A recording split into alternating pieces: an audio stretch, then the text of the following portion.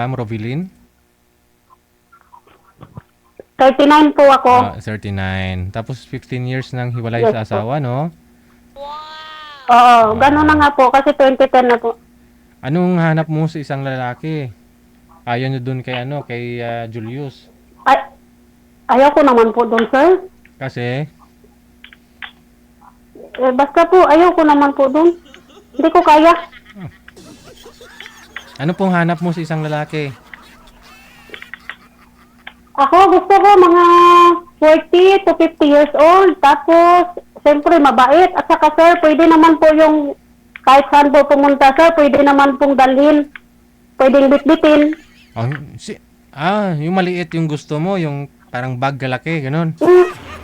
Hindi naman po. Grabe naman po. Bitbitin.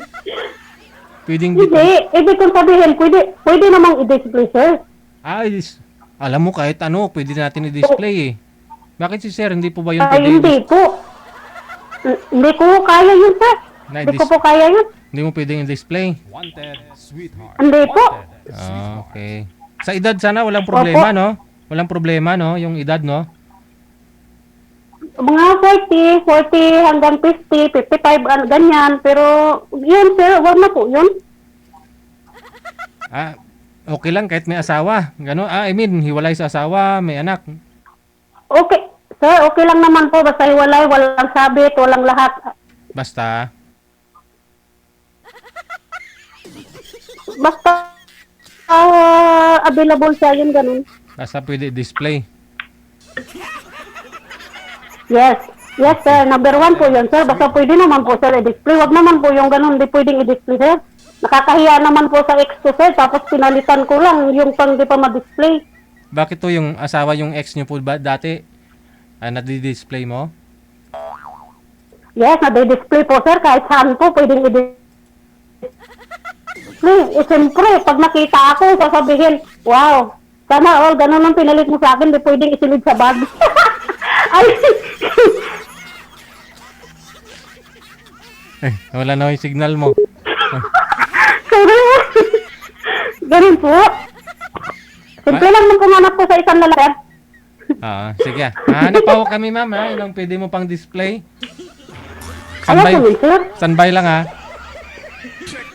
Yung pwede naman po kahit sa paano, sir. Sige. Sige po, sige, sir.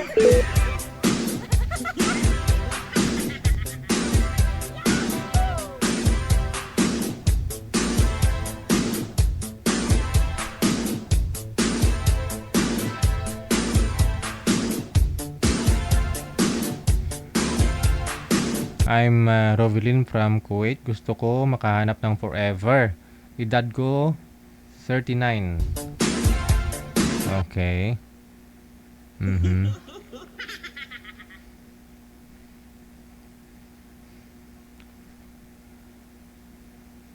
Sir DJ, salamat po. Hindi ko po yun kaya yun.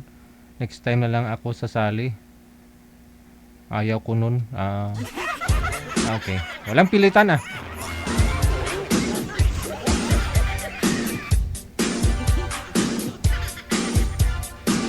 Baka ano masabi ng ex-husband niya, no? Pinalit sa kanya, ganun ba? Hindi pang display. Ngayon hindi talaga ako naniniwala dun sa mga kasabihan halos ng mga kababaihan. Sinasabi nila, hindi ako bumabase sa mukha ng isang lalaki, sa panlabas na anyo ng lalaki, basta mabait, may trabaho, at saka walang sabit. Kabuti pa nga ho yun si madam, kinausap niya pa si sir eh. Yung nauna din kanina, no? Sino nga ho yun? Si Erica. Kinausap pa rin nila.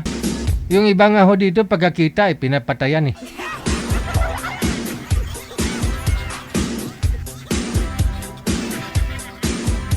Marami ho yan dito, DJ.